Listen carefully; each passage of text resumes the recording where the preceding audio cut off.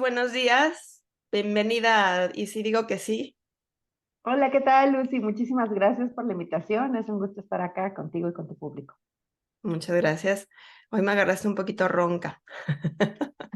Es Espero que no el se me vaya la clima. voz. No, esperemos que ahí siga. Oye, Liz, preséntate con el público. Dinos quién eres. ¿Qué tal? Un gusto. Bueno, pues soy Lisbeth Brizuela, soy directora para México de una organización internacional que se llama Disability Rights International. Trabajamos temas sobre el derecho de las personas a vivir con la comunidad, pero creo que soy más que eso, soy más que una persona que está en una organización trabajando. Soy mamá de un niño de 11 años, soy una persona que le gusta mucho el arte, me gustan mucho las artes visuales, me gusta mucho bailar. Por ejemplo, estoy tomando clases de flamenco y me siento muy contenta por eso. Soy una persona muy sociable y bueno, pues eso es parte de lo que soy y que estoy aquí para compartir. Muy bien, flamenco. Es un baile así muy temperamental, muy... Uy. Sí. Llevo un año y sigo siendo principiante. Sí, Entonces, porque es muy difícil. es muy difícil, es muy difícil. Entonces, bueno, Además, ahí voy. el zapateado así todo intenso se me hace como muy Sí, catártico, ¿no? sí, es bien curioso porque dicen que es un baile muy de tierra, Ujú. pues justamente por el zapateado, pero también es un baile muy como de aire por los movimientos con las manos y así. Y sí, Ujú. totalmente es muy temperamental y entonces me es muy buena terapia. Muy bien, bueno, a ver si sale después en la entrevista. Oye, Liz, ahora cuéntale al público cómo es que conectamos tú y yo. Pues tenemos una conocida en común que es tu prima Georgina Cárdenas. Ujú. Gina es mi amiga desde que estábamos chiquititas. Yo tenía 7, ella tenía 12. Jugábamos Barbies juntas. Tu prima me enseñó a andar en bicicleta, entonces llevamos como toda una vida de amistad y ella es la que nos pone en contacto. Ujú. Bueno, y entonces ahora te cuento, tú eres, ahorita llevo 4 contigo, entrevistados, entrevistadas que me recomendó mi prima, porque como dije en las 3 entrevistas pasadas, que son la que hice ayer, antier y la semana antepasada, Em, se me acabaron los invitados porque empecé a entrevistar a todos los que conozco, luego a todos los que conoce mi marido, y la gente que me quedaba era la gente que no quería ser entrevistada en cámara, porque son muy Ok, penosos o porque pues, o no les late esto de tener presencia ok. en los medios sociales. Y entonces lo que hago de repente es regresar con la gente a la que ya entrevisté y decirles, oye, ¿tienes a alguien que si te parezca Sí. interesante para entrevistar? Y mi prima me empezó a mandar nombres y entonces, bueno, así los empecé a entrevistar, ¿no? Y luego hace poquito me dice, te tengo una fabulosa. Ha sido mi amiga desde chiquita, pero es una Sí, rockstar. La tienes que entrevistar. Y dije, ah, buenísimo. Y entonces, pues sí, sí. ya nos Sí, conectó pues, y aquí estamos. Muy bien. pues un gusto. Liz, pues entonces cuéntanos de ese momento en tu vida que elegiste, del que elegiste hablar el día de hoy, en el que te preguntaste, ¿y si digo que sí? Dijiste que sí e hiciste algo. ¿Qué fue? Dije que sí a irme a vivir a Nueva York. Creo que ese fue mi primer sí. Ujú, Yo era muy morrilla, tenía, no sé, no, ni tanto. Estaba estudiando la carrera, yo estudié educación especial ujú, y en las tardes estaba trabajando como nanny de una familia americana. ujú, Pero creo que no era una familia muy convencional. Ella es periodista. En ese momento ella era periodista para el New York Times ujú, y él era abogado internacionalista en ujú. derechos humanos. Pues yo en la mañana estudiaba y en las tardes iba con ellos a cuidar a las niñas. Yo tenía 19 años cuando empecé a trabajar con ellos. Duré 3 años trabajando en México y ellos ya se iban a regresar a vivir a Nueva York y me dijeron, ¿por qué no te vienes con nosotros? Entonces yo la verdad dije, pues, ¿por qué no? Pues vamos, Ujú. ¿no? Y si digo que sí, ¿qué pasa? ¿No? Y la verdad es que siempre he pensado que mi trabajo de niñera en ese momento es uno de mis trabajos más importantes de la vida, Ujú, porque Pues en ese momento yo estaba trabajando pues para una familia muy internacional, no nada más eran americanos, eran personas que conocían la situación alrededor del mundo, eran, o sea, son grandes activistas por distintas causas, por velar por la justicia social. Entonces, durante toda mi convivencia en estos 4 años con ellos, fui aprendiendo mucho sobre estos temas de derechos humanos, de justicia, de cómo es que el mundo se desarrollaba más allá de mis 4 paredes y de mi país, ¿no? Entonces, eso es como el primer punto. Y decido irme con ellos a vivir a Nueva York un año. Yo acababa de terminar la carrera, acababa ya me había titulado. Dije, bueno, pues un año allá cuidando niñas, pues, tranquilo, ¿no? Entonces me voy un año y creo que es un año donde empiezo a conocer justamente el mundo de distinta forma, ¿no? O sea, yo llego a Nueva York, llego a Manhattan, que es una zona multicultural, empiezo a conocer gente de distintos países, a relacionarme con personas pues que tienen distintos backgrounds y eso pues evidentemente abre las puertas de conocer que hay algo más allá, ¿no?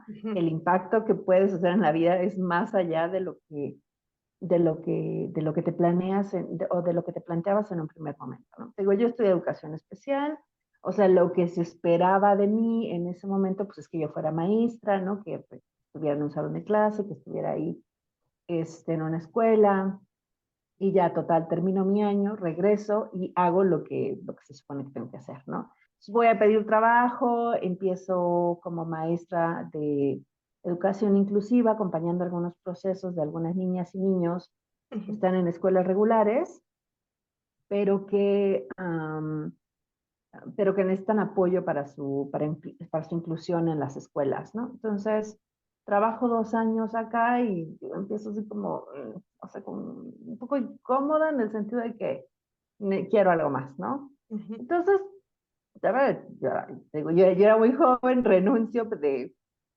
no pasa nada, ¿no? Este, y le digo a la directora, es que estoy buscando otro trabajo como de mayor impacto, o sea, quisiera tener un trabajo donde tenga un mayor impacto. Y pasa el tiempo, yo ya, o sea, era como un verano, me voy de vacaciones con mi familia y demás, y la directora de esta organización donde trabajaba me empieza a llamar y a llamar, y yo la verdad estaba de vacaciones, no le contestaba, ¿no? Se me fue ahí, pues, te digo, estaba más morrilla, era más como, luego contesto, ¿no? Total, que me dice mamá, oye, ya contéstale, ¿no? O sea, que te está marque y marque, no le contesto. Bueno, ya contesto. Y ella me dice, oye, pues contacta a esta persona de gobierno para ver si trabajas con ella. Y yo, como, ay, trabajar en gobierno, como que nunca había sido mi hit trabajar en gobierno. Entonces yo así, porque tenía esta visión de que la gente en gobierno no trabajaba. Entonces como, y yo dije, bueno, voy a ver de qué se trata, ¿no? Y ya me entrevisto con la que era la futura directora de un programa de inclusión a nivel nacional en Secretaría de Educación Pública, ¿no? En la Subsecretaría de Básica. Y pues me gusta el programa, me gusta la idea, me doy cuenta que el equipo de gente que ella trae sí trabaja, que es gente súper preparada, ¿no? Que tienen como muy buenos elementos. Y digo, órale, pues voy a empezar aquí a trabajar, ¿no? Total, ya empiezo a trabajar para el gobierno, para la Secretaría de Educación Pública, y creo que ha sido una de mis grandes escuelas en materia de entender el sistema. Entender el sistema como a más macro espectro, ¿no? O sea, te digo, voy pasando como soy de mi comunidad, de mi casa, me voy a vivir a Nueva York porque el mundo es más grande, y luego empiezo a trabajar en una escuelita, ¿no? Luego, después empiezo a trabajar para CEP y empiezo a comprender pues cómo es el sistema educativo, el sistema de gobierno a nivel nacional. Yo empiezo como asesora a nivel nacional del programa de fortalecimiento para la inclusión en ese momento. Eh, y empiezo a ir a los estados, a visitar distintos estados, a conocer cómo es que era la situación de las personas con discapacidad en distintos lugares, en distintos países, en distintos estados, cómo funcionaba, operaba. Y mi jefa me empieza a encargar cosas que eran pues muy grandes, ¿no? Indicadores a nivel nacional, presupuestos, evaluación, o sea, temas que creo que han sido una base muy fuerte de mi profesión a lo largo de mi carrera, porque ya si manejas indicadores, evaluación y presupuestos, puedes manejar muchísimos programas, lo puedes manejar de manera muy amplia todo lo que se refiere a, pues, a distintos temas, ¿no? Entonces empecé a conocer estos temas, cómo funcionaba la evaluación, cómo poder marcar presupuestos en los estados, y me pareció como súper interesante saber hacerlo, ¿no? Pero yo en ese momento estaba estudiando mi maestría también, estudié una maestría en responsabilidad social en la náhuac, y yo estudiaba y trabajaba, ¿no? O sea, ahí estaba haciendo las dos cosas, pero mi contrato en CEP era un poco raro, ¿no? O sea, como que te contratan un tiempo y luego ya te dejan de contratar y luego te vuelven a contratar, o sea, cada año, ¿no? Y después de 2 años que yo estaba en CEP, llega enero, en donde me quedo sin trabajo porque a ver cuándo me vuelven a contratar en CEP, o sea, como ya sabiéndome los ciclos de contratación del gobierno. Y antes de que esto pasara, o sea, te digo, las cosas son muy curiosas cómo se van vinculando unas con otras. Cuando yo era nani en Nueva York, la mamá de las niñas había hecho algunos pues, reportajes sobre esta organización en la que trabajo ahora, sobre temas de discapacidad, ¿no? Había ido a Kosovo y había hecho ahí un artículo, una cosa así. Entonces yo conocí a la organización en la que trabajo ahorita ya de mucho tiempo antes porque tenía relación con la mamá de las niñas, ¿no? Y después, en 2010, me manda ella, que te digo, o sea, las conocí hace 20 años, los conocí hace 20 años, siguen siendo mis amigos, y en ese momento ella me manda un artículo en el New York Times de esta organización donde estoy ahora, donde hablan de graves abusos y violaciones a derechos humanos a personas con discapacidad en instituciones psiquiátricas, en casas hogar, en albergues, y yo quedo en shock de ver el artículo, ¿no? Y le digo, oye, pues, o sea, está horrible, y quedo tan en shock que le escribo un mail a la presidenta de la organización pidiéndole ser voluntaria. Y me dijo, sí, sí, pues, y ya, ¿no? ¿El Entonces, artículo era de esos abusos sucedían en Estados Unidos o acá en en México? México, en México. Sucedían en México, Entonces, pero lo le habían escribes. escrito, y lo escriben en el New York Times, yo lo Mm. veo en México. Y después de eso yo mando un correo a la organización diciendo que quería ser voluntaria. Me contactan con la que era directora para México en ese entonces, me veo con ella, nos tomamos un café y le digo, oye, quiero ser voluntaria, que no sé qué. Ah, sí, mira, podemos ver algunas cosas, algunas actividades. Y en enero, que me quedo sin contrato en CEP, que no tenía nada que hacer, o sea, en ese entonces no tenía hijo, ¿no? O sea, mi vida era muy relajada. Le digo a la directora para México, oye, ¿sabes qué? Ahorita no tengo contrato en gobierno, pues yo te puedo ayudar todas las semanas si quieres. Otro tema, o sea, yo quiero aprender, quiero ver cómo funciona. Y me dice, bueno, va. Y empiezo a ser voluntaria y me echo mis 8 jornadas, o sea, mis 8 horas diarias de voluntaria con ella, porque yo quería aprender. O sea, pues yo decía, pues está chido, ¿no? O sea, voy a ver qué hacen, cómo hacen las cosas. O sea, ella estaba montando apenas la oficina para México.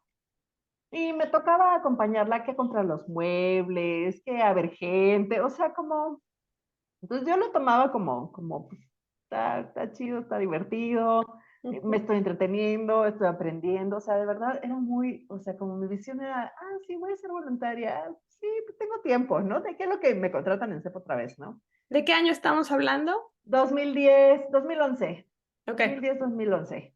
Y total que me quedo, o sea, mi contrato en CEP tarda mucho en salir, o sea, pasa enero y todavía no tenía mi contrato, y yo, bueno, ¿y ahora qué pasa, no? Pasa febrero y todavía no tenía mi contrato, y pues yo sigo acá de voluntaria eh, por un ratote. Pasa marzo y hasta mediados de marzo me habla mi directora de CEP y me dice, oye, fíjate que ya tenemos contrato. Y le digo pues a la directora para México, oye, ya tiene mi contrato en CEP, yo creo que ya me voy porque pues, ya, ¿no? Y me dice, no, espérate, ¿no? Y me ofrecieron trabajo acá donde estoy Sí, pues ahora, ¿no? sí. Eh, pero era curioso porque es otra de estos, y si digo que sí, Ujú, porque mi trabajo en CEP era mucho mejor pagado ujú, que mi trabajo acá, que había empezado de voluntaria y ahora sería asistente. O sea, en mi trabajo en CEP era asesora a nivel nacional y acá sería asistente de programa, ¿no? ujú. Entonces, como, Y en híjole, una ¿no? organización chiquita comparada con Pero la es una Secretaría de organización Educación Pública. internacional, pero es una organización internacional. Mm, Entonces, también pensaba yo que el impacto y los aprendizajes de una organización mm, internacional pudieran ser distintos a mm, lo que estaba sucediendo en CEP, ¿no? mm, Entonces yo le digo, bueno, pues va, ¿no? Y empiezo a trabajar con ella, ¿no? ujú, Entonces de voluntaria, pues ya me vuelvo asistente y sigo ahí aprendiendo. La verdad es que también creo que como que esa es una de esas excelentes decisiones que he tomado ujú, y que en ese momento esos, ¿y qué tal si sí? ujú, ¿Qué pasaría? Son no tan pensados, como más de veamos qué pasa ujú, y que han funcionado, ¿no? O sea, siento que también estos, vamos a ver de qué se trata, pueden ser una puerta a muchas oportunidades siempre que, pues, que estamos abiertos, ¿no? A la posibilidad, a que exista esta cosa, ¿no? Y bueno, sí, aunque no haya sido una decisión muy pensada, como dices, tuvo que haber algo que pues te hubiera aventado un poquito más del lado del sí. Como que, ¿qué sí, fue lo que te latió? ¿Qué cosa así rápida pasó por tu cabeza de... pues eso, el impacto internacional que tenían como organización. O Ujú, sea, es una organización chiquita, pero es una organización con un impacto grandísimo. ujú, Entonces, para mí aprender cómo es que lo hacían, o sea, cómo es que hacían que esta organización tan pequeña ujú, tuviera tanto impacto a nivel internacional, pues me ujú, llamaba muchísimo la atención, ¿no? Y era esta relación de conocer a otras personas, conocer otros países, ujú, cómo se hacían las cosas en otros lados. O sea, estamos hablando igual de discapacidad, pero cómo hacían las cosas, o sea, bueno, en gobierno o en México se hacen las cosas así, ¿no? Pero ujú, cómo es que se hacen en otras partes del mundo. Entonces, eso ujú, me gustaba muchísimo saber cómo es que esto funcionaba, o cómo es que podía darse. ujú, Entonces, pues empiezo a trabajar con ellos, empiezo a recibir capacitaciones, me llevan a Estados Unidos a conocer los modelos de salud mental, o sea, entonces empiezo a conocer un poco más cómo es el sistema de salud mental. En este caso me enfoco más en salud mental que en educación. ujú, Y me gusta mucho pues, la perspectiva y la visión 100% comunitaria de la organización, ¿no? ujú, Algo que me impactó muchísimo del trabajo que hace la organización donde estoy ahorita es que la presidenta es una persona con pues con un historial psiquiátrico. Es ujú, decir, que en su momento había sido diagnosticada con esquizofrenia, ¿no? ujú, Y yo veo a Lori como la persona más entera del mundo, ujú, ¿sabes? Y entonces me impactaba muchísimo ver cómo alguien que había sido etiquetada con un diagnóstico psiquiátrico ahora estaba tan tranquila con su vida como si nada, ¿no? O sea, como un diagnóstico tan fuerte como esquizofrenia y ella decir, es parte de mi historia ujú, y estoy recuperada de un diagnóstico así. Entonces, creo que es una de las cosas que también me han enganchado a trabajar en donde estoy ahora, el ver que estas historias de recuperación son posibles ujú, y que hay personas que han pasado por estos procesos en temas de salud mental y que han salido adelante a ujú, pesar de la etiqueta y de toda la carga tan seria que es tener un diagnóstico como esquizofrenia, ¿no? ujú, Entonces ya estoy allá con ellas, con esta organización un año. En este año me embarazo de Diego y pues después de un año de estar acá en esta organización, ya con el embarazo de algunos meses, yo digo, oigan, ¿saben qué? Pues muchas gracias. Yo creo que me voy a ir un tiempo porque porque el trabajo que hacemos también es muy riesgoso. O sea, vamos, visitamos instituciones psiquiátricas, casas hogar, hospitales y lugares donde hay mucha segregación, donde hay mucha atención, o sea, donde la atención y los abusos son serios. ujú, Entonces yo sentía que no era como, o sea, tener un bebé en un ambiente o los impactos también que generas en un ambiente donde todo lo que estás viendo todo el tiempo es violencia, ujú, porque ves violencia, escuchas historias sobre esterilizaciones forzadas, sobre gente que estaba amarrada, en fin. O sea, yo ujú. sentía que para un bebé en estos primeros Sí, años de vida no era la mejor opción, ¿no? O sea, en mi caso, ¿no? O sea, hay quien sí lo hace. Yo decidí pues, que mejor me tomaba un break de de estar como documentando abusos, que en ese momento hacía otras cosas, pero siempre hay este componente de abusos muy fuerte, ¿no? Entonces me voy a vivir a Yucatán, empiezo como, me pongo allá como de mamá, me voy a vivir a Yucatán, regreso a trabajar en escuelas, o sea, viví 2 años en Yucatán y otra vez ya como, este espacio es muy pequeño, ¿no? O sea, como, como la incomodidad de, ¿y ahora qué? ¿Qué voy a hacer siempre aquí en escuelitas o qué? ¿No? O sea, que no demerito el trabajo docente, que yo creo que es muy importante y que tiene un gran impacto en la vida de las personas, pero no era necesariamente lo que yo estaba buscando. Entonces, pues me regreso a vivir a la Ciudad de México y pues me regreso así igual, o sea, como estas decisiones que a veces he tomado me regreso sin nada, ¿no? Nomás así como con chamaco y a ver qué voy a hacer de la vida. Y decido, bueno, y hablo con unas amigas, oigan, pues ya está acá, que no sé qué, y empiezo a trabajar con ellas en una organización que se dedica a fortalecer otras organizaciones de la sociedad civil, y empezamos a hacer temas de capacitación de organizaciones, profesionalización, planeaciones estratégicas, desarrollo de proyectos pues para buscar financiamientos. Entonces, a esto me dedico un rato, me gusta mucho, o sea, me gusta mucho ese trabajo como de capacitación de organizaciones de la sociedad civil. Yo tenía un proyecto donde capacitábamos 200 organizaciones al año, ¿no? Wow. Entonces me tocaba llevar como el programa de capacitación que era una relación entre gobierno y sociedad civil en Ciudad de México, y entonces me tocaba administrar los financiamientos, evaluar el proyecto, organizar las capacitaciones, o sea, y eso hice 2 años de capacitación de organizaciones, y es algo que me gustaba mucho, porque igual conocía a mucha gente de muchos tipos de organizaciones, o sea, había personas que trabajan temas de agricultura, cultura, sociales, o sea, la diversidad dentro de sociedad civil es grandísima. Entonces empiezo a conocer cómo es que funciona, cómo operan todos los proyectos y demás.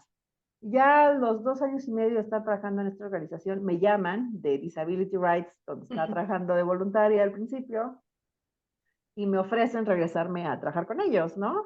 Y entonces digo, bueno, pues suena como que suena bastante bien. Y entonces regreso en 2016 a la organización donde estoy ahora, regreso igual como asistente de programa, una cosa así, y mi colega se va a vivir a Estados Unidos, la que era mi jefa se va a vivir a Estados Unidos, y yo me quedo como directora para México.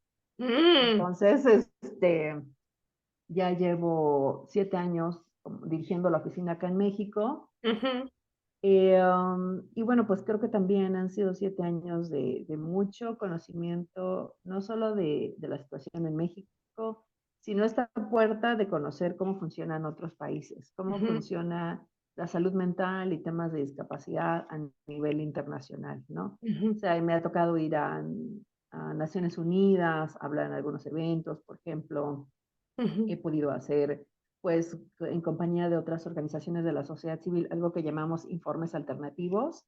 Haz de cuenta que cada determinado tiempo, Naciones Unidas, en sus distintos, pues, convenciones, tiene ciertos comités y grupos, evalúan a los países. Por ejemplo, México es evaluado constantemente en distintos temas, ¿no? Que si la Convención contra la Tortura, la Convención sobre los Derechos del Niño, la CEDAW, que es la Convención para la Discriminación de las Mujeres, mi tema que es la Convención sobre los Derechos de las Personas con Discapacidad. O sea, México firma todos los tratados internacionales que encuentras, ¿no?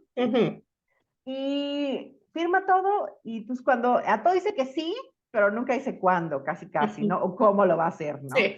Es muy políticamente correcto nuestro país. Y a la hora de aplicar lo que tiene que hacer, ahí viene lo bueno. Entonces, empiezan estos procesos de evaluación de los distintos comités en donde el Estado envía información al Comité de Naciones Unidas, por ejemplo, de discapacidad o de X tema en el que estén trabajando, y dice, bueno, nosotros en este tema estamos haciendo A, B, C, D, así. Entonces, sociedad civil arma sus informes y le dice, pero nosotros le dice a Naciones Unidas, pero nosotros tenemos otros datos.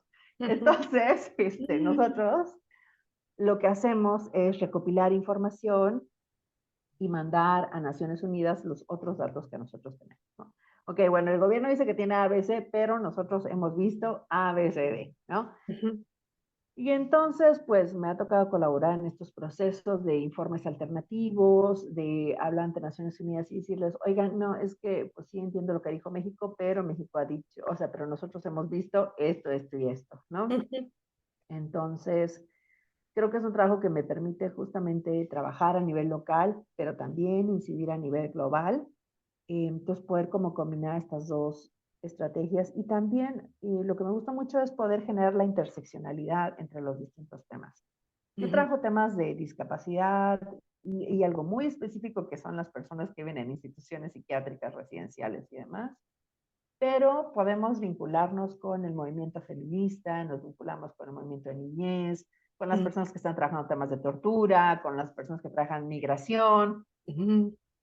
O sea, el tema de discapacidad es interseccional a todos los distintos temas que también están en la agenda de derechos humanos. Entonces, pues parte de mi trabajo es justamente eso, impulsar que la discapacidad sea vista en las distintas líneas de acción, en las distintas agendas. Por ejemplo, ahorita estamos trabajando algunas cosas con lo del huracán Otis, y es como recordarle a las agencias internacionales, recordarle a la sociedad civil, oigan, las personas con discapacidad tienen que estar presentes en la agenda, ¿no? Entonces, parte de mi chamba es eso, como impulsar que la discapacidad sea transversal a todos los temas. Y te digo, me permite conocer, pues, mi organización tiene oficinas en Ucrania, en Londres, en Serbia, y trabajamos en temas en Guatemala, en Colombia, algunas cosas en Argentina. Entonces me permite conocer a nivel global qué es lo que está pasando en Argentina, en Colombia, en Perú, en Guatemala. Vamos a trabajar cosas en Honduras próximamente.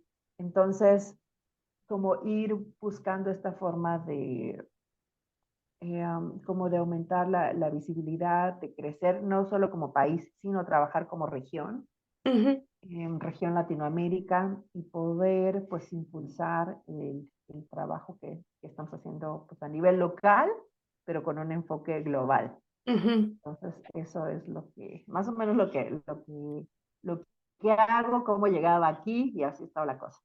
Bueno, ahí tengo 1000 preguntas. Vamos a empezar con, ¿cómo te conseguiste ese trabajo de niñera? Y Fíjate con esa que pareja tan interesante. mi mejor amiga de la universidad era nani de dos académicos y entonces me decía mi amiga, oye, fíjate que pues que van a venir unos gringos y están buscando niñera. Entonces, y pues tú como que no estás haciendo nada en las tardes, ¿no? Estás estudiando, pero pues hasta ahí no te gustaría. Y yo, mira, pues no suena mal, ¿no? Y fui a entrevista, me preguntaron 200,000 cosas, o sea, sobre infancia y ya, pues me quedé. Yo tenía 19 años. O sea, ¿En cuando dónde estudiaste? me Porque quedé. al principio medio se estaba cortando la comunicación. Estudié educación especial en la Escuela Normal de Especialización. Es una escuela normal que se enfoca específicamente a temas de discapacidad. Es una escuela pública y yo estudié en el plantel de Polanco. O sea, esta escuela está en Polanco y trabajo solo temas de discapacidad. ¿Por qué decidiste estudiar eso? Pues estaba muy indecisa en qué quería estudiar, ¿no? Quería estudiar psicología, pedagogía, sociología, quería estudiar diseño, quería estudiar artes, o sea, estaba muy confuso ahí mi panorama, pero me gustó educación especial porque creo que tenía un poco de todo, psicología, pedagogía, sociología, filosofía y demás, y tenía una experiencia muy cercana con la discapacidad porque mi vecinita que vivía a 2 casas de mi casa, tenía una discapacidad con bastantes retos y era la mejor amiga de mi hermana. Entonces yo crecí, o sea, yo conocí a Andrea cuando yo tenía como 10 años, Andrea tenía 1 año, yo creo, y crecí toda, o sea, como esta parte de mi vida con Andrea prácticamente, ¿no? Con esta niña con discapacidad. O sea, Andrea era súper amiga de mi hermana, dormía en mi casa, se iba mi hermana, se iba a su casa, hacían travesuras juntas. Y, y mi mamá nunca nos inculcó que ella era diferente, Ujú, ni la familia de ella. Entonces siempre hubo un componente de inclusión muy fuerte en lo que yo veía con Andrea y la forma en la que interactuábamos con ella. Entonces era como parte de mi vida, ujú, ¿no? O sea, yo lo tomaba como, pues sí, pues ahí está Andrea, ¿no? ujú, Pero sí sus retos eran fuertes, ¿no? O sea, sus retos a la salud eran muy fuertes, su cuerpo se iba deteriorando poco a poco. ujú, Entonces mi mamá ayudaba a la mamá de Andrea pues a cuidarla de repente, que si se iban al hospital mi mamá estaba ahí ayudando ahí con lo que podía, ¿no? Entonces era una cosa que era muy inclusiva, pero que también veía como un gran involucramiento de mi mamá ujú, en cómo apoyar a esta familia que tenía una niña con discapacidad y cómo hacerlo, ¿no? O sea, ujú. así estuvimos hasta que Andrea cumplió 15 años, ella muere a los 15, Oh, muere, sí, y Andrea y mi hermana tienen la misma edad. Entonces ujú, como que veíamos como esta similitud de, bueno, pues ya murió Andrea, pero acá está mi hermana, ¿no? O sea, que son de la misma edad y compartieron pues hasta los 15 años su vida. ujú. Pues así fue como llegué a la discapacidad y cómo llego a este mundo de educación. ¿Te gustó tu tiempo en la carrera? ¿Te gustó lo que estudiaste? ¿Era lo que estabas Me gustaba, esperando? la verdad no era lo que esperaba. Yo la verdad sí creo que el plan educativo es muy reducido, ¿no? O sea, como que solo te educan, como, o sea, solo te están formando para que seas maestro, para que estés en tu escuelita. Y creo que hablar de discapacidad o hablar de educación es muchísimo más amplio. Ujú, Entonces, como que yo siempre quería algo más. O sea, como decía, sí está padre, pero como que aquí le falta algo, ¿no? Y ujú. no sabía qué. Entonces, cuando empiezo a trabajar de nani, también me meto a estudiar clases de inglés, porque pues la niña con la que empecé a trabajar, que tenía 2 años y medio en ese momento, no hablaba una palabra de español Ujú. y yo no hablaba mucho inglés, entonces como que necesitaba de alguna forma buscar la forma de comunicarme con ella y Ujú. de empezar a generar como vínculos, ¿no? La niña a los 6 meses ya hablaba español perfecto, Sí, pues yo sí. inglés no tan perfectamente como ella, ¿no? Ujú. Pero pues así fue. Entonces yo siempre sentía que le faltaba algo más y todavía sigo sintiendo que el currículum es muy reducido Ujú. para lo que pudieras hacer en temas de discapacidad. Ahora, mencionaste dos términos, inclusión y discapacidad. ¿Están ligados de alguna manera? ¿Por qué el lugar en el que trabajaste en la SEP tenía la palabra Sí, inclusión? sí están ligados de muchas formas. Creo ¿A qué se que, refiere eh, cada uno? bueno, discapacidad, primero empezaría como decir qué es discapacidad. Ujú, Discapacidad es esta interacción entre, bueno, la Convención sobre los Derechos de las Personas con Discapacidad dice deficiencias físicas, mentales y sensoriales con las barreras actitudinales y de contexto, ¿no? Entonces, cuando hablamos de discapacidad, no estamos hablando que solo la persona es la que tiene la condición, ¿no? O sea, ahí la persona tiene, pues, ciertos elementos, sin embargo, su interacción con el medio, con las barreras actitudinales, con el contexto, son las que generan la discapacidad. Así es como está establecido como este concepto basado en un modelo social y de derechos humanos. Es decir, no solamente es la persona, es todo su alrededor, lo que hay y lo que no hay alrededor de la persona, ¿no? Por ejemplo, ejemplos fáciles que vemos. Bueno, pues es que si una persona es usuaria de silla de ruedas, sales a la calle, no es accesible físicamente, ¿no? Sales una banqueta, tiene rampa, la otra ya no tiene, no hay semáforos para personas con discapacidad visual. O sea, esos son como elementos muy básicos ujú, que creo que la mayoría de las personas observamos cuando hablamos de discapacidad. Y a veces pensamos que la discapacidad se queda únicamente, bueno, pues es una discapacidad física, una discapacidad sensorial, a lo mejor es una persona sorda, una discapacidad visual, discapacidad intelectual, a lo mejor pensamos en síndrome de Down, pero creo que la discapacidad, el espectro de la discapacidad es muchísimo más amplio que solo 3, 4 tipos, ¿no? Ujú, Estamos hablando de, te voy a poner algunos ejemplos de discapacidad que no necesariamente son tan visibles. ujú, Tengo una amiga que tiene una condición de corazón que no le permite hacer casi absolutamente nada. O sea, su condición de corazón es tan incapacitante. Ella tiene su certificado de discapacidad ujú, porque es difícil para ella trabajar, es difícil para ella cargar cosas, es difícil para ella moverse por muchos espacios. ujú, Entonces, pues hay condiciones de salud que generan discapacidades, ¿no? Conocemos, o sea, simplemente conocemos personas con artritis reumatoide que puede ser realmente grave, que puede limitar la movilidad de las personas. Conocemos a personas que tienen diabetes, que han perdido una pierna, ¿no? Entonces, creo que la discapacidad va mucho más allá y bueno, y sobre todo las discapacidades psicosociales del espectro psicosocial, que son todas estas que están relacionadas con condiciones de salud mental, que son las personas que han sido usuarias o exusuarias de los sistemas psiquiátricos.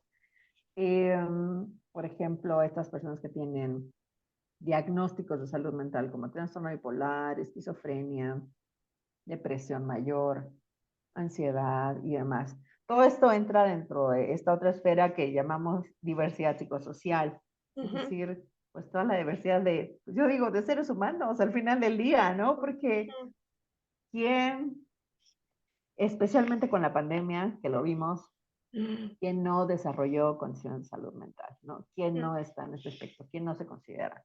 ujú, Y es curioso porque la pandemia nos mostró cómo es el encierro. ujú, Nos mostró que estábamos en cuatro paredes, ya nos estábamos volviendo locos y demás. Pero hay personas fuera que viven encerradas toda su vida ujú, y que están encerradas por su condición de discapacidad, que no cometieron ningún crimen, que no hicieron nada en contra de nadie y sin embargo están encerradas de por vida. ujú, Entonces, la pandemia en parte nos ayudó a visibilizar que la discapacidad, que las condiciones de salud mental van mucho más allá de lo que nosotros teníamos mapeado o pensado como sociedad, ¿no? Entonces, eso es discapacidad. Ahora, ¿por qué es importante la inclusión o por qué hablar de inclusión cuando hablamos de discapacidad? Y creo que yo hablaría de inclusión no únicamente para temas de discapacidad, sino hablaría de manera transversal. Todas las personas nos sentimos más cómodas, estamos más felices en un ambiente en donde nos sentimos parte de ese ambiente, ujú, de este lugar, ¿no? En donde si vas a una escuela, pueden haber actividades para todas las personas, para todas las niñas, niños, pues todo el mundo se siente más cómodo, ujú, ¿no? Pero esto no necesariamente ocurre con ciertas poblaciones, no ocurre con personas con discapacidad, muchas veces van a una escuela y aunque las políticas públicas digan que se tiene que incluir a las personas con discapacidad, no necesariamente hay modelos, no necesariamente hay apoyos. Estamos hablando de escuelas, por ejemplo, una escuela pública con 35 chamacos, ¿no?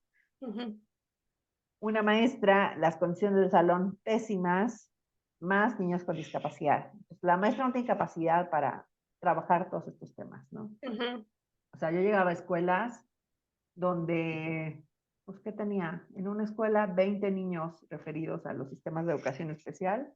O ujú, sea que es un número bastante alto para una escuela, ¿no? Entonces, niños que en realidad muchas veces tienen contextos de vida muy complicados, donde la violencia impacta en su aprendizaje, ¿no?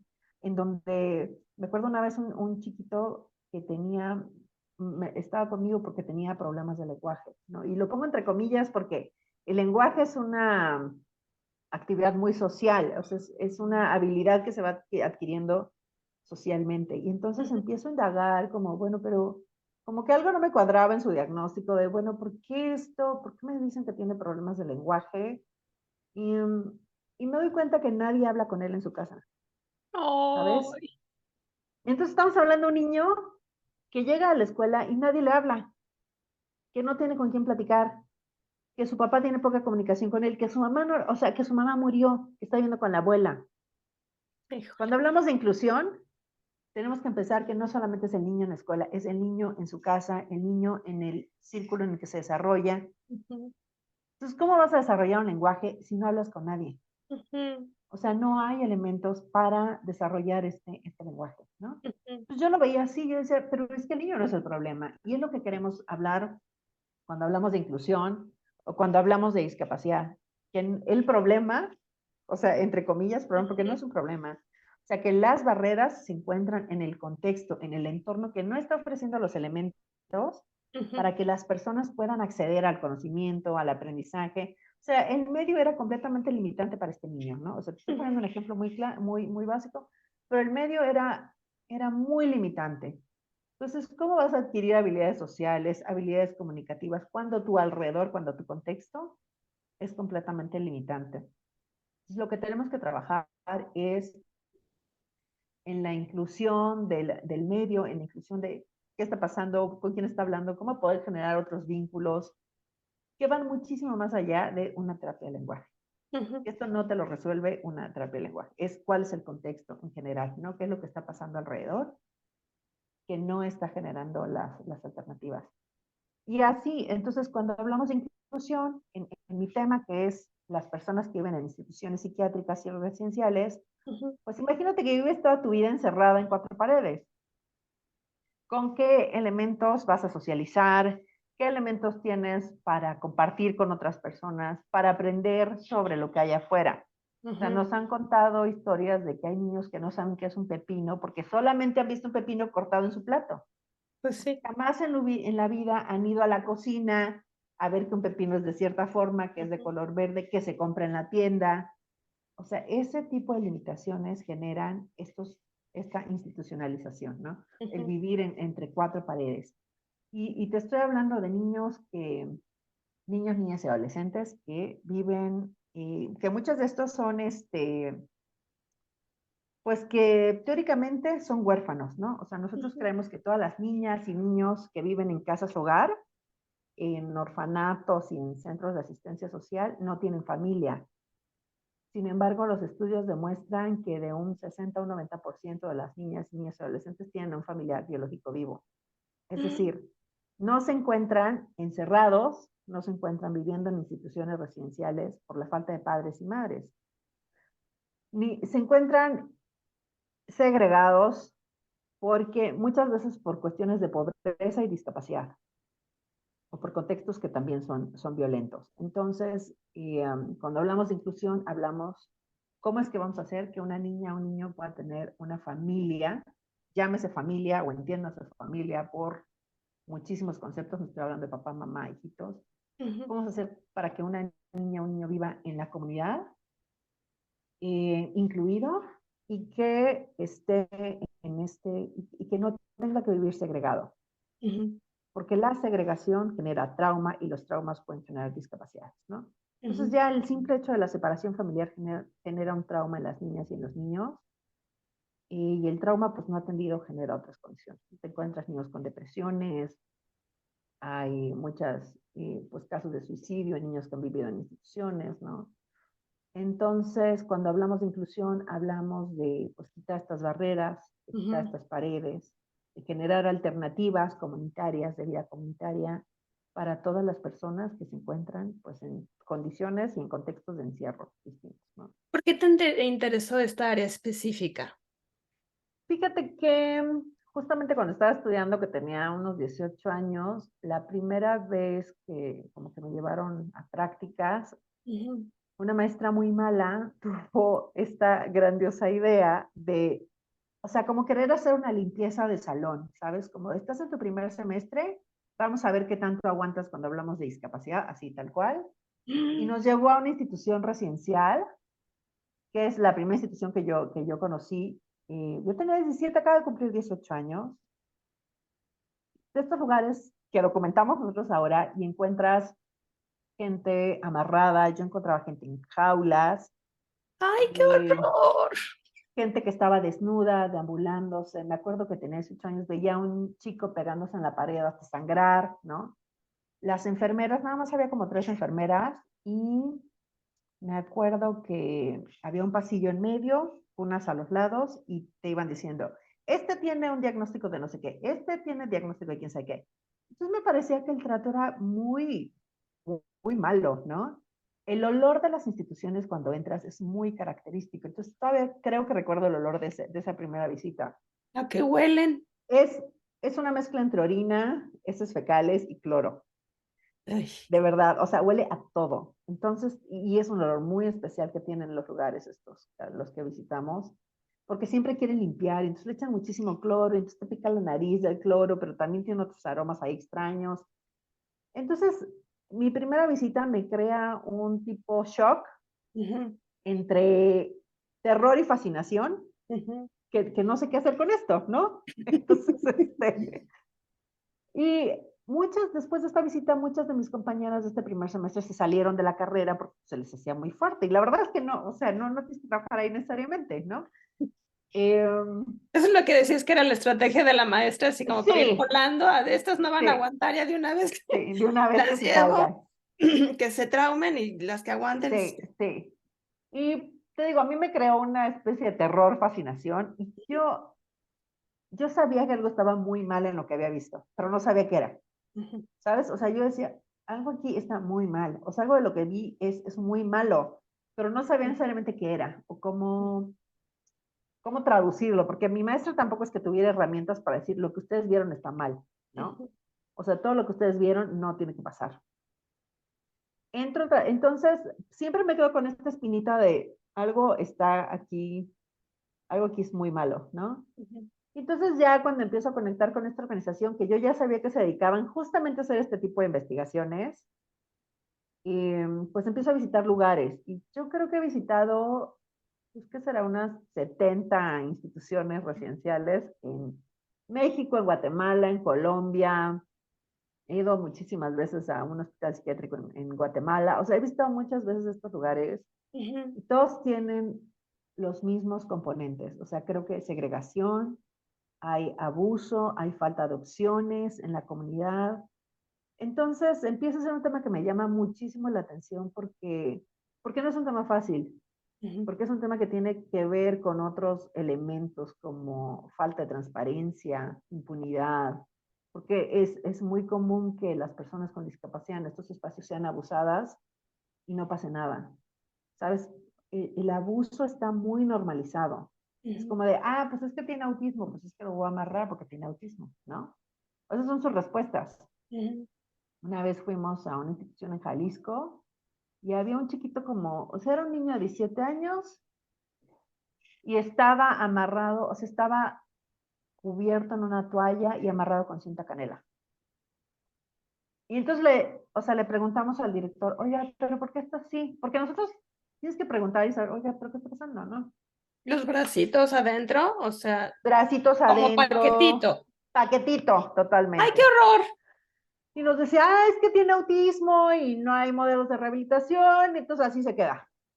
Entonces, Ay, para nosotros constituye tortura porque estás amarrando a un niño, número uno, un niño, estás amarrando a un niño 17, 18 horas al día, ¿no? O sea, ujú, 365 días al año, por quién sabe cuánto tiempo, ¿no? Y hay una responsabilidad del Estado, porque el Estado va a estos lugares, visita y dice, ah, sí, sí, está limpio y tiene suficiente personal y ya, ¿no? Entonces nuestra han de labor tener es, así como una lista súper básica, ¿no? De tiene sillas, sí. Tiene sí, sí, enfermeras, sí, pero no se meten pero ¿y cómo están las sillas? ¿Y cómo están los salones? Y pero en realidad eso no es lo importante. O sea, digo, hemos ido a lugares preciosos, hemos ido a lugares preciosos, pero pero con un nivel de insensibilización o deshumanización tremendas. Entonces, puedes ir al lugar más hermoso y puedes seguir siendo deshumanizado. wow. Entonces, lo que nosotros queremos es justamente que no existan estos lugares, ¿no? Porque independientemente que el lugar esté bonito, hemos ido a instituciones de 500 personas y hemos ido a lugares que tienen 8 personas. O sea, y las zonas, hemos ido a lugares muy bonitos, en zonas muy nice, y hemos ido a lugares donde o sea, el drenaje está al lado, el drenaje de la calle está al lado y en la tierra. O sea, hemos ido a lugares de todo tipo, ¿no? Independientemente de que vayamos a un lugar o a otro, hay componentes claves.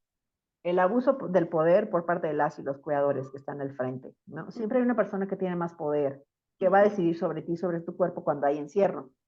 No hay acceso a la justicia. Si alguien abusa de ti, ¿a quién le vas a decir? Porque el director no quiere que se sepa, porque es cómplice, o a veces el tutor es el Estado y tampoco quiere que se sepa, entonces no hay acceso a la justicia, ¿no? Eh, Deshumanización. Deshumanización. Y esta completa falta de decisión, Mm.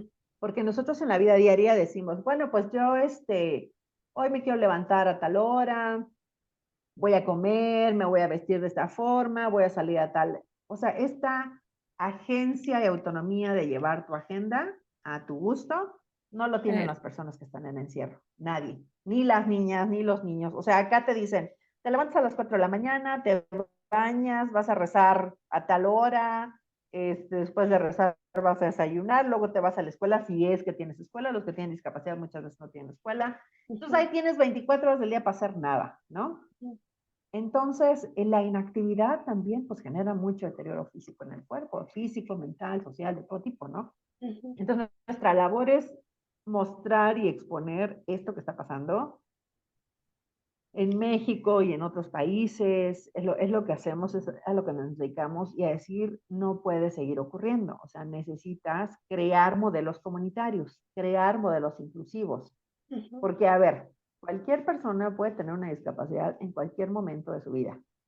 ¿Cuáles son nuestras alternativas para atender nuestra salud mental?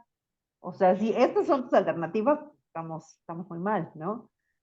Eh, ¿Cuáles son las alternativas para que las personas con discapacidad vivan en la comunidad? O sea, ha cambiado mucho la percepción hacia las personas con discapacidad. Antes, pues decían, no, pues se va a morir joven, ¿no? Y ahí queda, ¿no?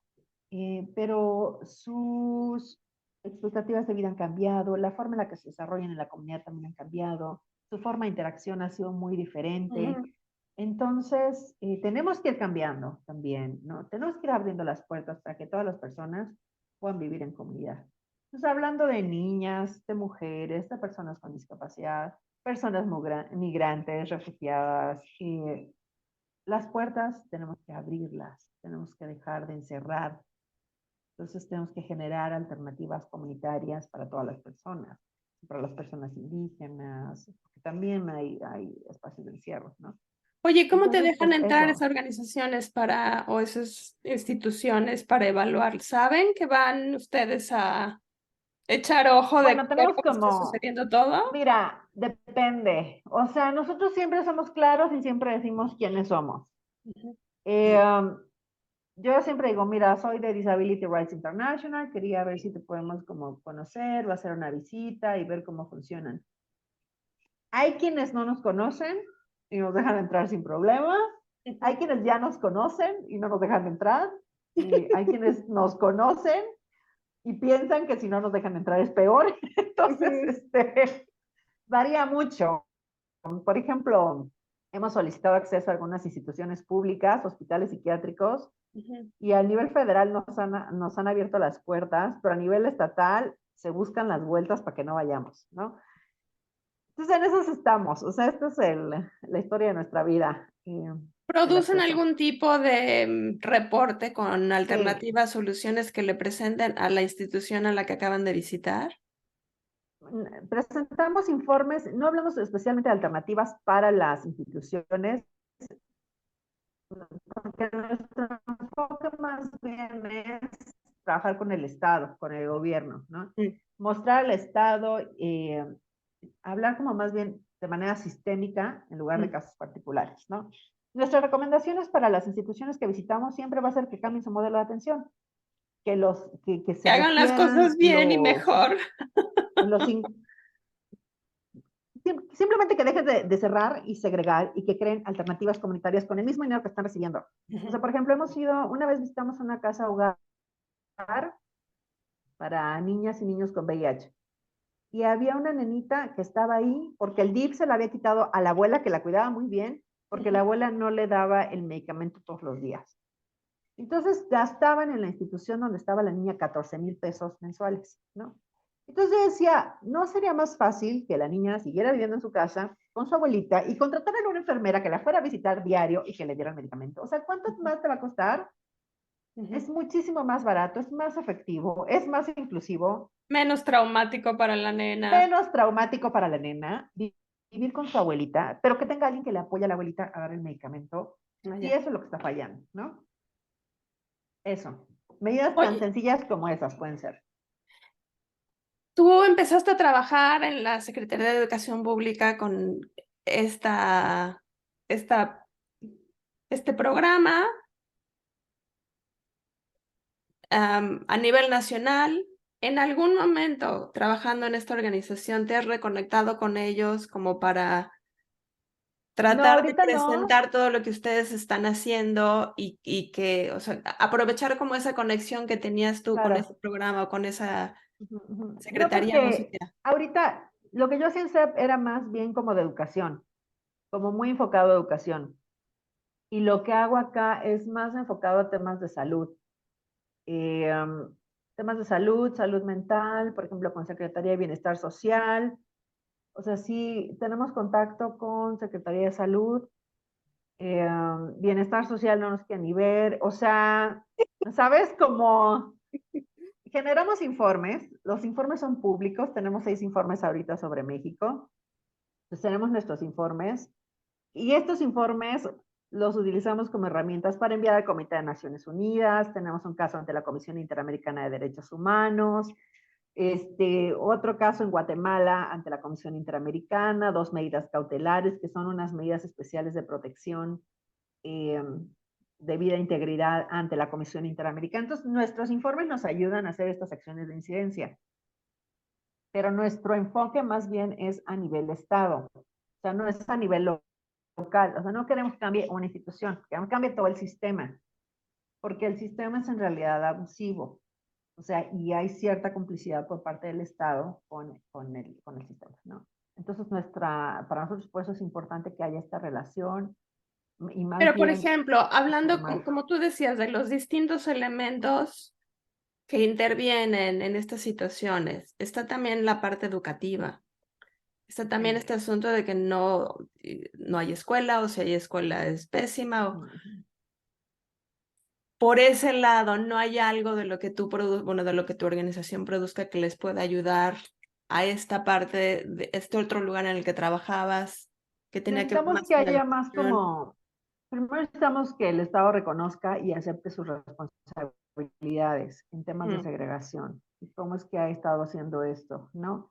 Y necesitamos también, o sea, la forma de hacerlo más bien es como decirle, necesitas crear más espacios educativos. Nosotros siempre decimos, necesitas crear servicios en la comunidad. ujú, Y los servicios en la comunidad incluyen educación, ujú, salud, ujú, empleo, ujú, asistencia personal para personas con discapacidad. O sea, no únicamente se queda en la parte educativa, ujú, se queda en que tienes que crear alternativas para que las personas puedan vivir en la comunidad. Vivienda, ujú, ¿no? O sea, en Estados Unidos hay un programa que se llama Housing First, casa primero.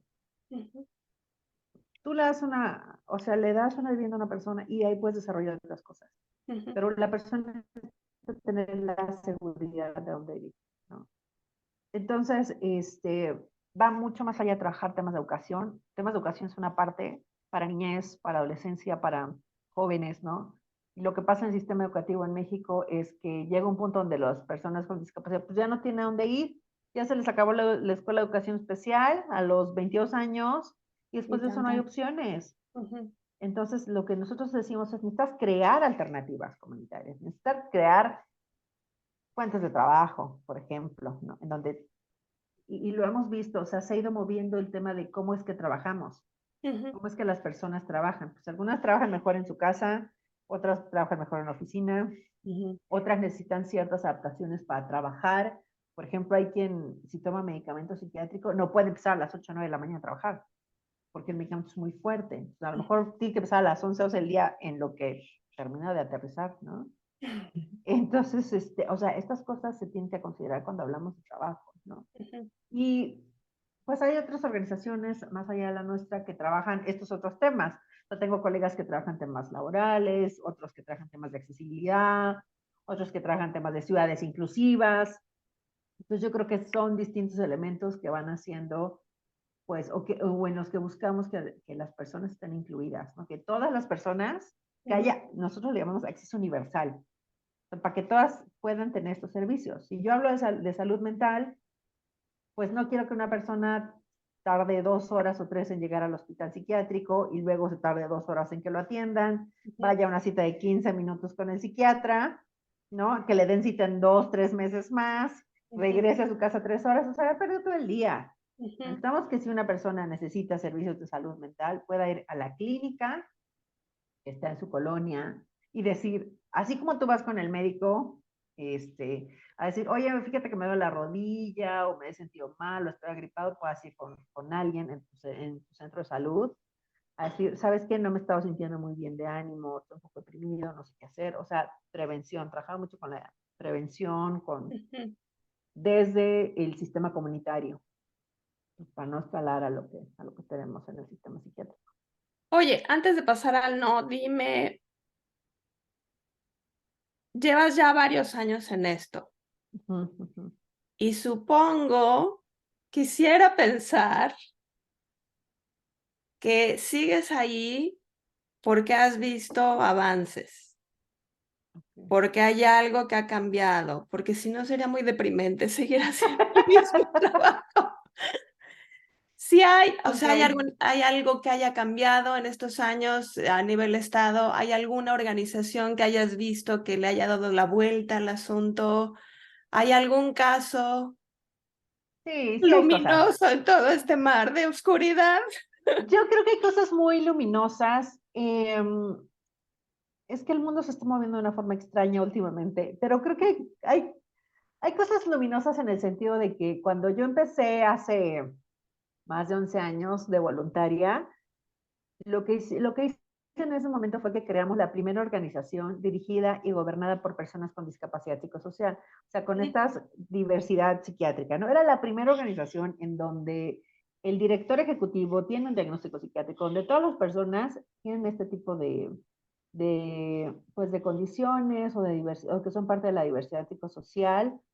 Y fue la primera organización en México que creó un sistema, o sea, que es un modelo ya de Estados Unidos y otros lados, que se llama por apoyo entre pares. Es decir, yo que tengo una condición, una discapacidad psicosocial, puedo dar apoyo a personas que tienen la misma condición que yo y no necesito un psiquiatra, un psicólogo, sino las personas se van especializando en cómo apoyar a otras personas que tienen la misma discapacidad, ¿no? Entonces fue el primer grupo que creamos en ese entonces, y a 11 años te puedo decir que ya hay muchísimos más grupos, que ya hay muchísima más gente que está abogando por sus derechos y que dicen, oye, yo no quiero estar encerrado, oye, a mí ese modelo no me sirve.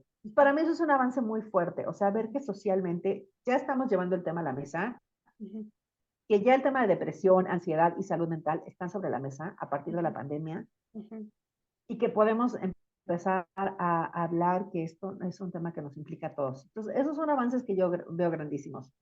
Ahora, ¿qué veo que me conflictúa personalmente de estos avances? La psiquiatrización. O sea, que el psiquiatra sea el único medio que las personas consideren o la única herramienta que tienen para atender su salud, ¿no? Su salud mental. Y esto te lo digo de manera personal, no te lo digo de manera institucional. De manera personal, yo veo que todavía nos falta muchísimo avanzar para tener herramientas para tomar decisiones. Que tengas distintos elementos para decir, a ver, de toda esta gama puedo atender mi salud mental de A, B, C forma. Puedo elegir. Yo puedo elegir si quiero al psiquiatra, pero además si quiero hacer A, B, C. Y que estén a mi alcance y a mi disposición y que económicamente no me sangren, ¿no? Sí, que no me quede pobre después de tratar de Sí, solucionar porque esto. luego, o sea, es carísimo atender la salud, ¿no? Entonces, creo que hemos avanzado en ver que todos necesitamos trabajar estos temas, que necesitamos meterlos en nuestras agendas, ponerlos sobre la mesa.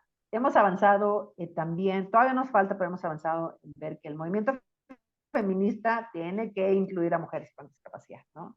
Que las mujeres con discapacidad no se nombren a sí mismas las hermanas olvidadas del feminismo. Y ahí estamos nosotros atrás recordándoles, ¿no? Oigan, acuérdense que hay que incluir a las mujeres con discapacidad en el movimiento, ¿no? Entonces, esa es nuestra chamba y se está haciendo. Que cuando hablamos de niñez, hablemos de niñez con discapacidad también. Y también se está haciendo, ¿no? Impulsamos una reforma a la Ley General de Salud en materia de salud mental. Desde 2017 nos echamos ahí varios pleitos con distintos diputados y bueno, pues un rollo total que en 2022 hicimos algunos cambios legislativos buenos en materia de salud mental, donde uno de los elementos que siempre le digo a la gente es consentimiento informado. consentimiento informado hace la diferencia en cuando tú vas al médico, ¿no? Y no estoy hablando únicamente de salud mental, estoy hablando de todos los temas. Sí, sí, sí. O sea, que realmente sepas qué te están dando, por qué te lo están dando, por qué el doctor te está diciendo esto, o sea, que tengas todos los elementos para tomar decisiones. Entonces, consentimiento informado, importantísimo, está en la ley. Voluntad anticipada, importantísima, está en la ley, ¿no? ¿Cómo es Que son de eso? los... Voluntad anticipada, que si tú tienes alguna condición de salud o algún tema, puedas escribir anticipadamente cómo es que quieres que sea tu tratamiento, en caso de Ya. que tú no puedas tomar ciertas decisiones en algún momento, ¿no? Ujú. Entonces son elementos importantes que pusimos en la ley y ahora, pues acá el reto está la implementación, como siempre, de las leyes, Es ¿no? lo que decías, de que se firma, de De que que se haga es otra cosa. pero vamos avanzando. Ujú. Recientemente también se aprobó como otra legislación en materia de, se llama capacidad jurídica, que es cuando las personas, se reconoce el derecho de las personas con discapacidad de decidir, ¿no? O sea, antes decíamos, no, pues si tienes una discapacidad y la ley decía, si tienes una discapacidad mental, entonces tienes incapacidad legal y natural. Y esto lo decía el Código Civil en el año 1929. O sea, tenemos desde el 29 del siglo pasado que no habíamos cambiado este tipo de perspectivas. Híjole. Y ahora es, las personas pueden decidir y pueden decidir con apoyos. Es decir, y aquí es importante que hablemos de apoyos en la toma de decisiones. Ninguna de nosotras, nadie que yo conozca, toma una decisión sola, ¿no? O sea, si tú te vas a casar, lo platicas con todos tus conocidos, ¿no? Si tú vas a comprar una casa, hablas con un agente inmobiliario, te informas de cómo comprar la casa. Si tú quieres abrir una cuenta del banco, te informas de cuál es el mejor banco. Nunca estamos decidiendo solos. Tenemos elementos para decidir. Lo platicas con tu esposo, lo platicas con tu familia, con tus amigas. Entonces, ¿por qué queremos que las personas con discapacidad decidan solas, no? Entonces necesitamos crear sistemas de apoyo para la toma de decisiones. A lo mejor no es tan natural en todos los casos como lo hacemos muchas personas. Hay temas de abuso en la toma de decisiones, en donde la ley pues también ya está previendo algunos candados para que esto no suceda, ¿no? Como esto de que, bueno, pues es que tiene una discapacidad, lo voy a declarar interdicto y le voy a quitar su casa, ¿no? Su casa que le dejaron se la voy a quitar. Ay, Entonces, Dios. ¿cómo hacer que esto no suceda, no? Entonces ya hay como ciertas legislaciones que nos están, o sea, que están recién salidas del horno, que nos están ayudando a entender que se puede tomar decisiones desde otro lugar. Y creo que eso también es un avance. Entonces, hablamos también de la gestión de los cuerpos, mi derecho a decidir. Esta también es un avance, hablar de yo tengo derecho a decidir sobre mi cuerpo. Hablar con las personas con discapacidad y recordarles que ellas tienen el derecho a decidir sobre su propio cuerpo. Que nadie puede llegar, por ejemplo, nos pasa con las mujeres con discapacidad que las esterilizan, nomás porque se les Ay, ocurrió a la familia híjole. que eso tiene que pasar, ¿no? Entonces, nuestro trabajo es, no, o sea, tú puedes decidir sobre tu cuerpo. Nadie más puede hacerlo. O sea, tu mamá no puede decidir sobre tu cuerpo. Si tienes o si no tienes hijos, es solo tu decisión. Entonces, hemos ido avanzando en la agenda en este sentido, en cómo sí hacer las cosas, cómo sí tomar gestión, autonomía, decisiones sobre tu propia vida y tu propio cuerpo, con apoyo si es que las necesitas. Entonces, esos son los avances que yo veo. Entonces, sí veo muchos avances en esto. Todavía nos falta muchísimo camino. Todavía está esta política de encierro, está muy marcada. Socialmente creemos que es una buena opción. Entonces, nos falta mucho camino, pero también del otro lado veo en la contraparte, veo muchos más activistas, muchas más personas interesadas, personas hablando sobre salud mental. Entonces, eso ya me parece que vamos avanzando. Muy bien, antes de pasar al no, entonces dime, tú cuando saliste de la carrera y estuviste trabajando de maestra en una escuelita y que te faltaba es así como del impacto a un nivel mucho mayor, ¿en esto que has estado haciendo ya sientes que tienes eso? No, sí, a veces te sobrepasa, sabes que ves casos y dices, ¿cómo le voy a entrar, no? ¿Por dónde voy a ver esto? ¿No? O sea, casos que son tan complejos que no, o sea, que dices, Dios santo, ¿cómo voy a impactar en esto, no? ¿Cuál va a ser mi rol para lograr un impacto en esto? ¿Cómo le voy a hacer? Entonces, aquí, o sea, aquí el impacto es exponencial, pero también es muy retador. Es ver, ¿y ahora cómo lo voy a hacer para que esto sí suceda, no? O sea, ¿qué pasos vamos a tomar para ir avanzando? Porque son de pasitos pequeños, a lo mejor, o sea, no siempre son pasos grandes y lo vas logrando, pero sí, acá es, ¿y cómo voy a lograr el impacto? ¿Cómo lo voy a lograr? Así que, Muy y siempre es bien. el reto, ¿cómo lo voy a lograr? Parece que es como lo que estabas buscando, ¿no? O sea, está el trabajo de a Sí, sí, diario de las siempre es muy maestras que retador. están en salón de clases, que es muy valioso, pero tú estabas buscando algo muchísimo más grande, ¿eh? Y ahora Sí. ya, Y ahora acá es como de, híjole, esto ¿y ahora está cómo le vamos a enorme. hacer? Ay, ahora vamos, por ejemplo, vamos a empezar a trabajar en Honduras, un tema súper complejo, y Ujú, todos estamos así como, ¿y ahora cómo le vamos a hacer? ujú, ¿No? O sea, ¿por dónde le entramos? Y ujú. en eso estamos, viendo a ver cómo le vamos a hacer. Muy bien, muy interesante, es muy fuerte, no, no pensaba yo que fuera a ser un tema tan fuerte, pero es un tema Sí. muy importante, muy fuerte. Qué bueno que haya habido avances, pero sí hay todo un mundo todavía por descubrir y muchísimas cosas por avanzar y por hacer. Pero pues sí, se va poquito a poquito, picando piedra. Hay veces Ahí que las vamos. ganancias son más visibles y hay veces que no. Pero Sí, bueno, sí. muy bien. Pues ahora pasemos a ese momento de tu vida en el que decidiste que decir que no era mejor opción.